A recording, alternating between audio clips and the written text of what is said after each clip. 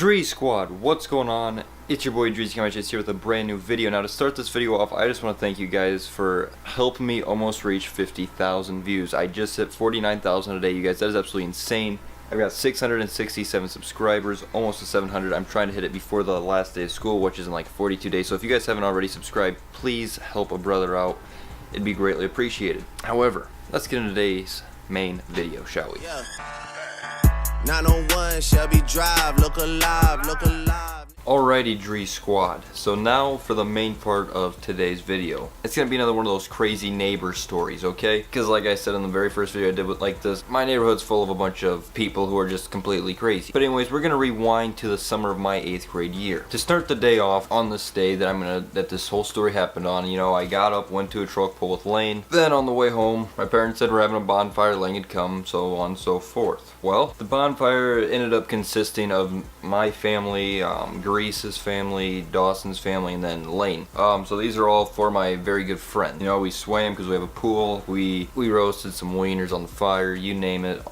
Just a typical bonfire stuff. And you know how teenagers are, or as you begin to get a little bit older in terms of school-wise, you start doing stupider stuff because, you know, you hear about the older kids doing it. Well, for this instance, it was ding-dong ditching. So we were out on the streets a good hour probably, just doing it to our friends or whatever. While we were doing this, we ended up making a pit stop at this elderly house that had a sign out that said, "Take as many as you would like, they're free," and there's a big red box full of cucumbers. Now, being with Dawson and Dawson being the way he is, Dawson loves eating food. Anything that's free, that's food, he's gonna eat. It doesn't matter what it is, Dawson will eat it. So there's this big red box out there full of cucumbers. Dawson ended up taking all the cucumbers and the box with it. Yep, so Dawson, now I want you to just remember this throughout this whole story, that Dawson still has this big red box full of cucumbers while all this stuff goes down. So as we continue our journey, we go up to a friend's house. Well, not me, Dawson goes up, he rings the doorbell, and me, Grease, and Lane, we are just standing in the middle of the road, and we watch Dawson ring the doorbell. He goes around the house and shoots off toward the church. We were completely confused, we didn't know what was going on. However, we were in shock, we were like, what do we do? So we're just in the street standing watching. However, the house beside this house that we just ding-dong ditched, all of the lights went out. I'm talking in every room, the lights just all went black, and we hear this this family that are like stomping down the stairs. The door flies open, they come sprinting out after us. And again, remember, these guys are in their 30s and 40s, and then their parents, which were, I don't know. But they stormed out and they said, "We have guns," and they started to chase us. Now, luckily, our house was down the road to the left and then just halfway down another street. The other two, they got there just fine. Me, I struggled because I was wearing sneakers, which probably was not a good idea. I ended up losing a sneaker while I was being chased. And the other dude grabbed the sneaker, he goes, "Ah, I got a shoe, I got a shoe." Me, you know, these were brand new shoes I just got for the summer for vacation. They were Nike Max's sneakers, irrelevant to the point. But as we're running, because we think these guys have guns, because I mean, they clearly said it. Did they actually have them? I don't know, but based off the looks of them, I'm almost 110% sure they had guns. So we eventually get to the backyard, we tell our parents what happens, and we still see this dude. He's in freaking sniper mode under a freaking tree over at our neighbor's house. I don't know why I held the gun up, because it was really just my shoe in his hand. He was laying in the grass there just like watching us. And he eventually took off toward a minivan that was driving. And, you know, my dad and Rick went to take care of some business and talk to him. Of course, we all came with. And they proceeded to say that in the last couple of weeks they had their garden hoses stolen, which... who steals a garden hose to begin with? That's the dumbest thing in the world to steal. And then they've had their cigarettes stolen, which again leads me to another point of, why weren't your cigarettes inside? Are you guys really that lazy? Just bring your cigarettes inside, okay? You don't even need cigarettes to begin with. Just throw those away. But if anything, bring them inside and they won't get stolen. It's as simple as that. My dad goes to me, I mean, he knew I lost my shoe, and he goes, "Where's your shoe?" And the dad of these psycho kids, he held it up.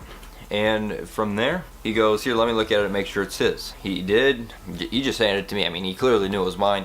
I put it on. That was good. And then, of course, they started bickering back and forth. Well, they sped off in their minivan. You know, they did a little burnout. They thought it was cool, so on and so forth. You know how kids do that nowadays. How they think it's cool to do burnouts in parking lots, or rev their engines, or drive these big souped-up trucks. You name it.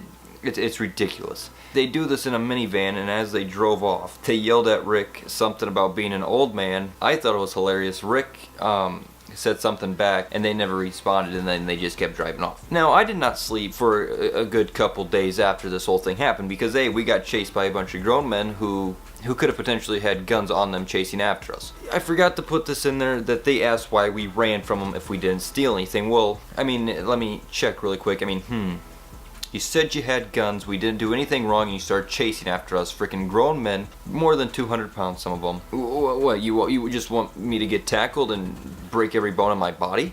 I mean, it doesn't make sense, okay? I don't know if these guys were drunk, were high, I don't know what it was. It was just weird, okay? Because again, let me remind you, we were in 8th grade, and all this stuff was happening.